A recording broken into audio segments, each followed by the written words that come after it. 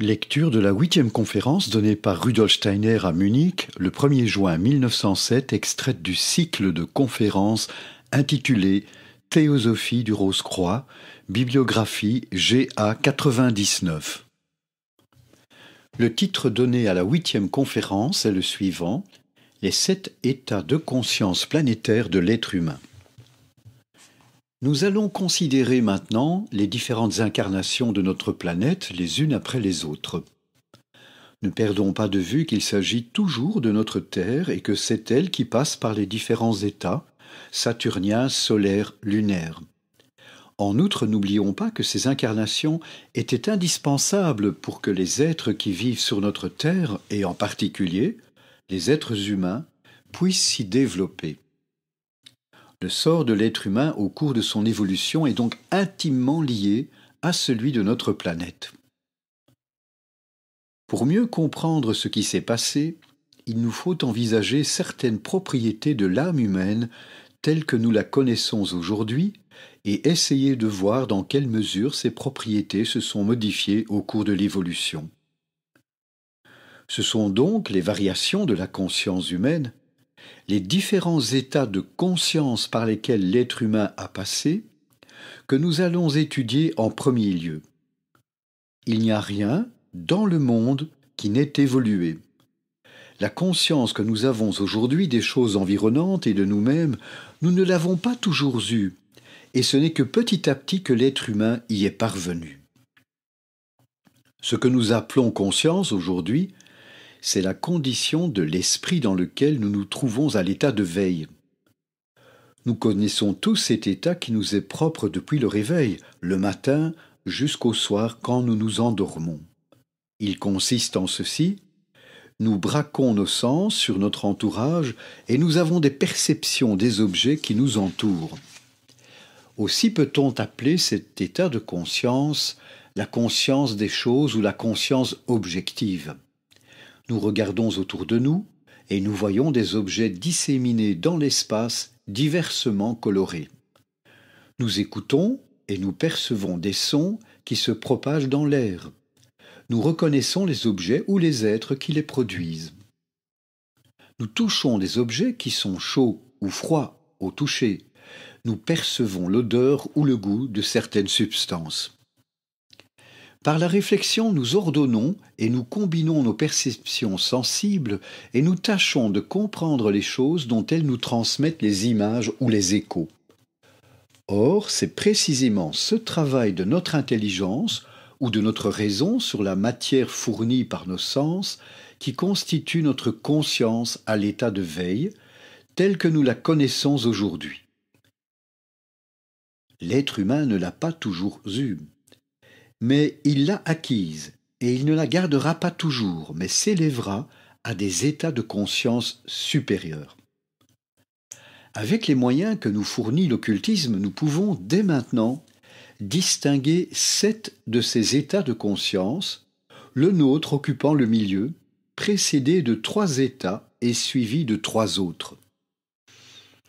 On pourrait s'étonner que notre état de conscience soit précisément au milieu du cycle.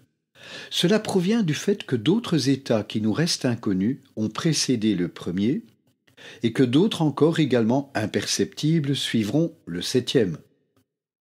Dans le passé aussi bien que dans l'avenir, notre regard embrasse la même durée. Si nous pouvions reculer d'une étape, nous en verrions une de plus dans le passé et en revanche, une de moins dans l'avenir. De même, si vous vous trouviez au milieu d'un champ, votre horizon à votre gauche serait, par rapport à votre position, aussi éloigné de vous que l'horizon à votre droite. Ces 7 états de conscience sont les suivants. D'abord, une conscience extrêmement réduite, infiniment atténuée que l'être humain de nos jours connaît à peine. Il n'y a guère que certains médiums qui peuvent aujourd'hui descendre à ce niveau, alors que cet état de conscience était le partage de tous les êtres humains sur l'ancien Saturne. Ces états médiumniques ne sont pas inconnus de la psychologie moderne. La conscience de l'état de veille se trouve éclipsée, comme endormie, et le médium a l'apparence d'un mort. Mais lorsque dans cet état de transe ou même après son réveil, le médium se met à dépeindre ou à dessiner ce qu'il a vu ou vécu, ces époges nous révèlent un monde singulier qui n'est pas le nôtre. Ces dessins peuvent être grotesques, ils n'en rappellent pas moins ce que nous appelons dans la science occulte des états cosmiques. Ils sont généralement inexacts, voire faux. Mais on peut tout de même reconnaître que le médium développe, pendant sa transe, un état de conscience qui, quelque diffus, quelque nuageux qu'il soit, a quelque chose, entre guillemets, d'universel. Il perçoit véritablement les corps célestes qu'il dessine.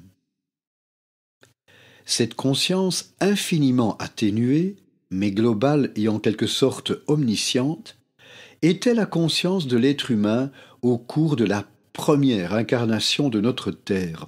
On l'appelle l'état de transe.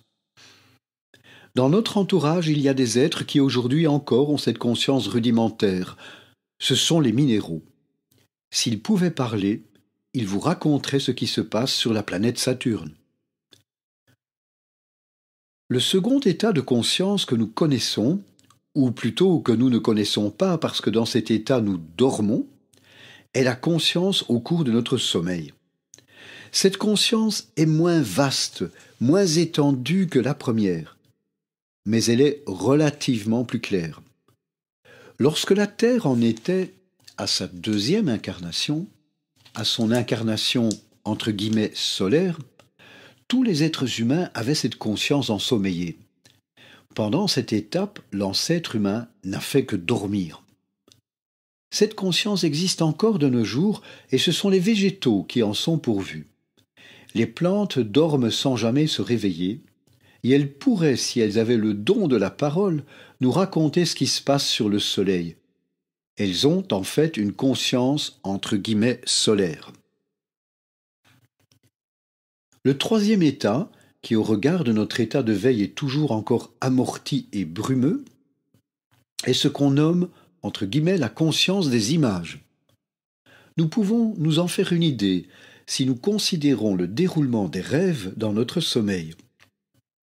Toutefois, il ne faut pas oublier que nos rêves ne sont qu'un souvenir effacé, qu'un lointain écho de ce qu'était l'état de conscience des êtres humains à l'époque lunaire. Mais nous pouvons partir du rêve actuel pour essayer de comprendre cet état entre guillemets lunaire de la conscience. Quoique la façon dont nos rêves évoluent soit généralement chaotique et désordonnée, nous pouvons, dans ce désordre même, distinguer certaines règles. Premièrement, le rêve est un étrange inventeur de symboles. Dans mes conférences, j'ai souvent cité certains exemples pris sur le vif. Vous rêvez que vous poursuivez une grenouille verte, que vous l'attrapez, que vous éprouvez le contact de ce petit corps lisse, vous vous réveillez en serrant dans la main un pan du drap de lit. Si vous n'aviez pas dormi, vous vous seriez rendu compte du mouvement de votre main pour saisir le linge. Mais la conscience du rêve ne vous donne qu'une image de l'acte matériel et transforme en symbole ce qui est un fait pour la conscience éveillée. Un autre exemple. Un étudiant rêve qu'entrant dans une salle de cours, il est provoqué par un camarade. Accompagné d'un médecin et de son témoin, il va se battre en duel. Dans tous les détails, il voit l'action se dérouler jusqu'au premier coup de pistolet. À ce moment, il se réveille et se rend compte qu'il a, dans son sommeil, renversé une chaise à côté de son lit. À l'état de veille, il aurait simplement entendu la chaise tomber, mais le rêve transforme en drame cette chute prosaïque. Vous remarquerez en outre que dans ce rêve, l'écoulement du temps obéit à d'autres lois. C'est pendant le court instant de la chute de la chaise que tout le drame du duel lui a passé par la tête, y compris les préparatifs qui y ont mené. Le rêve recule le temps, le comprime. Il a son temps à lui qui n'est pas le nôtre. Il transforme le temps comme il métamorphose les faits de la vie courante. Mais ce ne sont pas seulement des événements extérieurs qui sont ainsi symbolisés, mais aussi des processus internes de notre propre corps. On peut rêver qu'on se trouve dans un souterrain et qu'on voit s'approcher d'affreuses araignées. On se réveille avec des maux de tête. La boîte crânienne est devenue le souterrain et les douleurs de vilaines araignées. Le rêve de l'être humain actuel symbolise des événements extérieurs ou des processus internes. Mais il n'en était pas ainsi lorsque sur l'ancienne Lune, ce troisième état de conscience était la condition normale de l'humanité. La vie intérieure de l'être humain d'alors se ramenait à une succession d'images comparables à celles de nos rêves, mais ces images représentaient des faits réels. Elles signifiaient pour lui des réalités, comme la couleur bleue est une réalité pour nous, sans compter que la couleur, à cette époque, au lieu d'adhérer aux objets sensibles, flottait librement dans l'espace. Dans cet état de conscience, l'être humain lunaire n'aurait pas pu, comme aujourd'hui, descendre dans la rue, apercevoir un passant, le dévisager, l'approcher, car des formes à surface colorée auraient été pour lui imperceptibles, sans compter que l'être humain d'alors ne pouvait marcher comme l'homme d'aujourd'hui. Mais supposons que, sur la Lune, un être humain en aurait rencontré un autre. Il aurait perçu une configuration colorée, planant librement devant lui. Cette image fût-elle laide, il aurait cherché à l'éviter. Dans le cas contraire, il s'en serait approché. Une vilaine image aurait été pour lui le signe que l'autre nourrissait à son égard des sentiments d'antipathie. Une belle image que l'autre était bien disposé. Supposons qu'il y ait eu du sel sur l'ancienne Lune. Quand aujourd'hui vous voyez du sel dans la salière, il vous apparaît comme un objet dans l'espace, de consistance granuleuse, d'une certaine couleur. Il en aurait été autrement sur l'ancienne Lune. Le sel, en tant qu'objet, vous aurait été imperceptible. Mais vous auriez perçu une configuration de formes et de couleurs particulières qui, émergeant de l'endroit où le sel matériellement se serait trouvé, aurait plané librement devant vous et vous aurait indiqué la nature de la substance. Ainsi, toute la conscience était remplie d'images et de couleurs vivantes.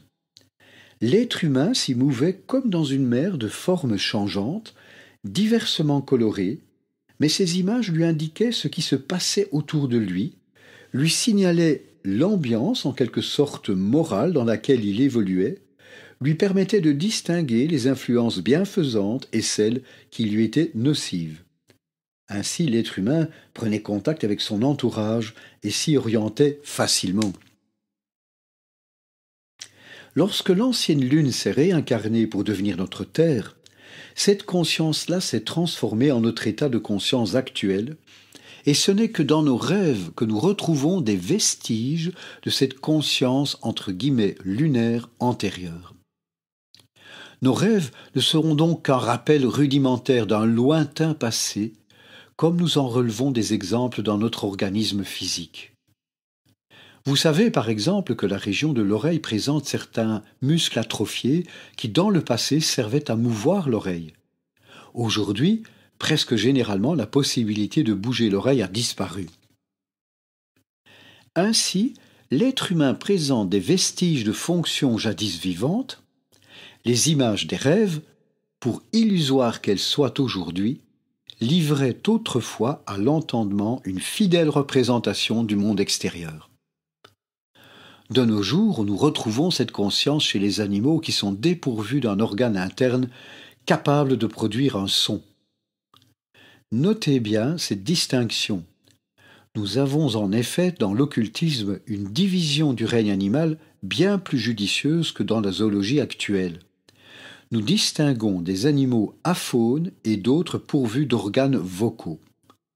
Certains animaux inférieurs peuvent, à vrai dire, produire un son, mais seulement par quelques moyens mécaniques, par friction par exemple. C'est le cas pour les grenouilles.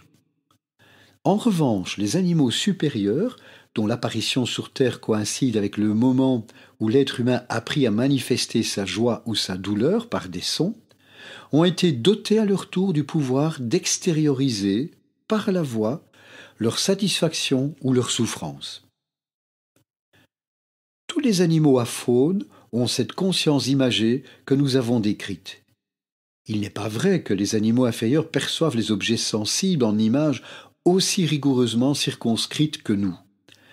Lorsqu'une écrevisse, par exemple, perçoit une image qui lui fait une impression désagréable, elle cherche à fuir le danger.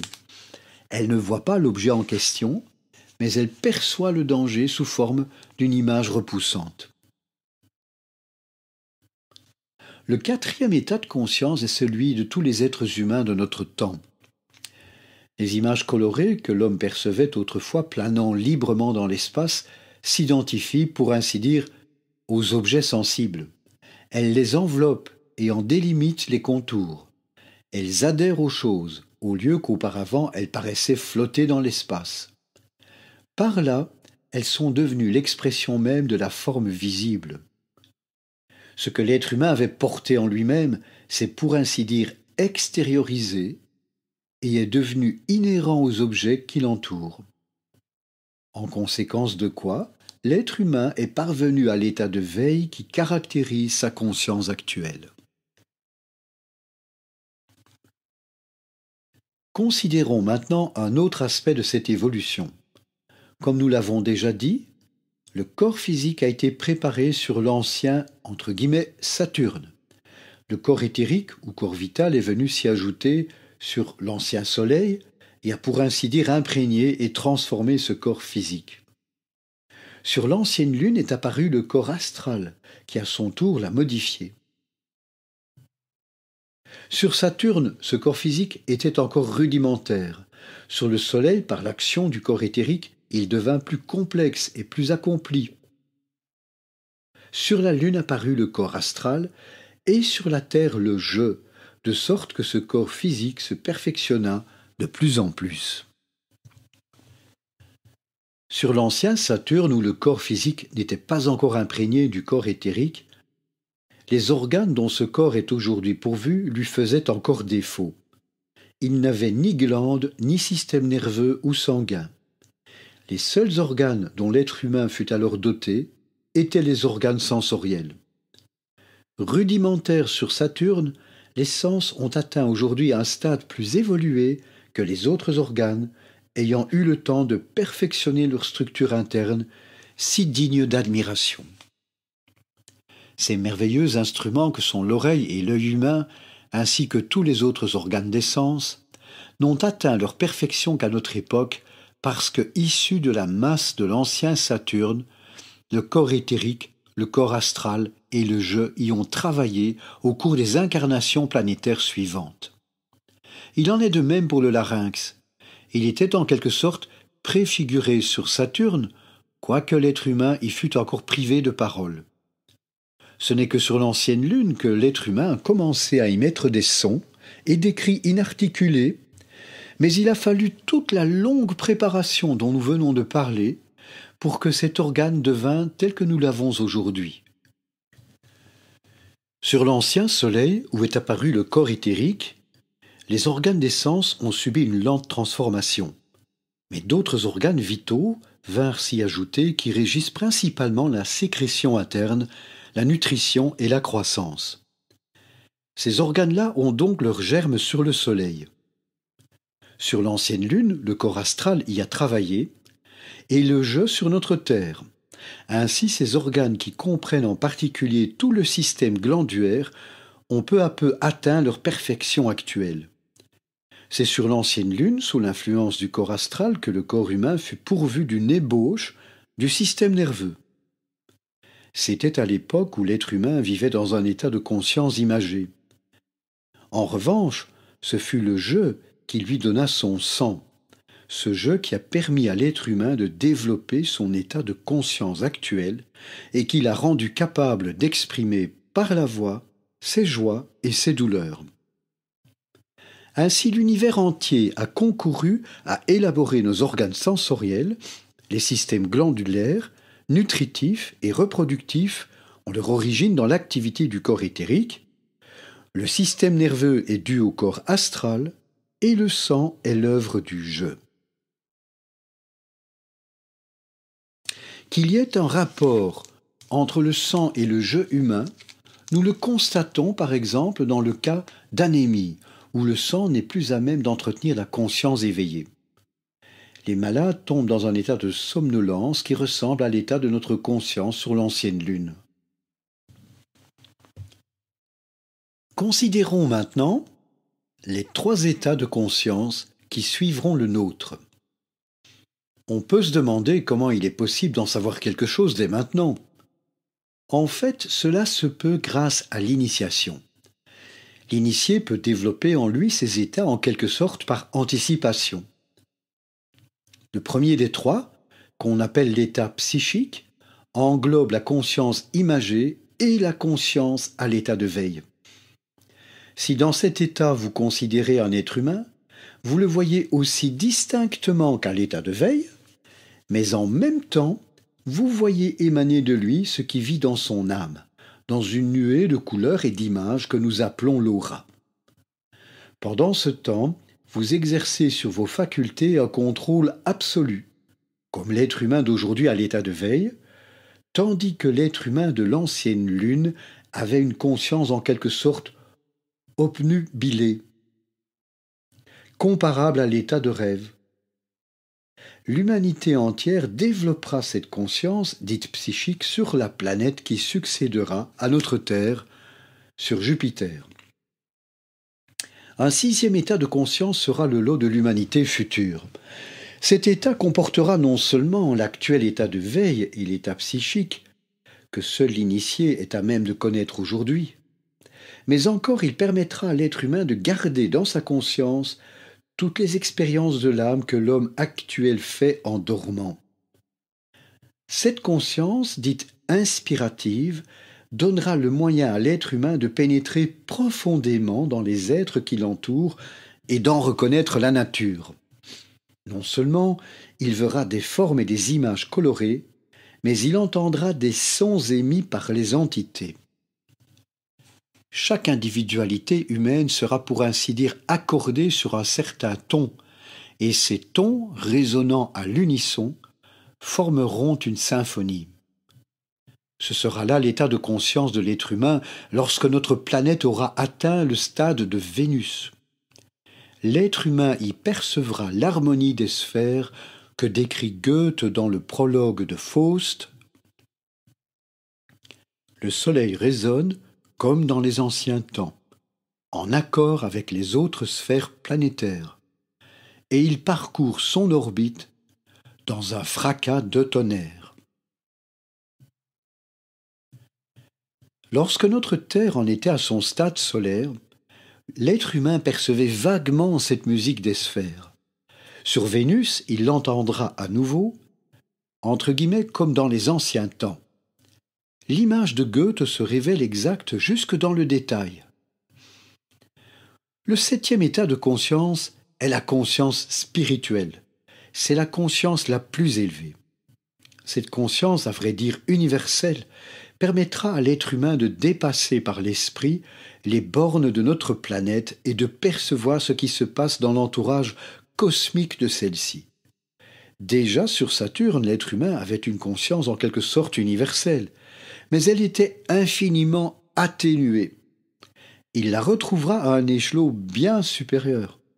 Cette nouvelle conscience viendra s'ajouter à toutes les autres lorsque l'être humain aura atteint le stade de Vulcain. Ce sont là les 7 états de conscience par lesquels l'être humain doit passer dans son pèlerinage à travers le cosmos. Et chaque incarnation de notre planète fournit les conditions nécessaires à l'éclosion de ces 7 états successifs. C'est parce que sur la Lune, l'être humain a reçu les germes de son système nerveux que ce système a pu, sur notre Terre, donner naissance au cerveau actuel et douer l'être humain de la conscience à l'état de veille. Il faut que des organes puissent se développer qui soient, en quelque sorte, l'instrument physique des états supérieurs de la conscience, accessible à l'initié dès aujourd'hui. C'est là le sens de l'évolution humaine que l'être humain puisse passer par ces 7 stades planétaires. Chaque incarnation planétaire est liée au développement d'un des 7 états de la conscience humaine et fournit les conditions requises à la naissance d'un organe physique correspondant. Vous aurez un organe supérieur psychique sur Jupiter.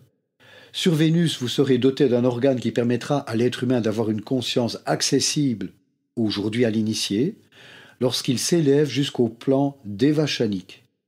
Et sur Vulcain régnera une conscience correspondant à celle que l'initié développe sur le plan du dévachant supérieur ou plan mental. Demain, nous étudierons ces planètes une à une.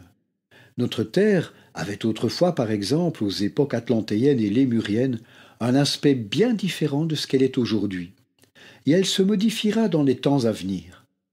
De même, la Lune, le Soleil et Saturne ont passé par différents états, et Jupiter et Vénus comporteront, eux aussi, des étapes distinctes les unes des autres. Nous avons appris à connaître aujourd'hui les grandes révolutions planétaires. Nous verrons demain les transformations que ces planètes ont subies alors que la vie humaine s'y épanouissait.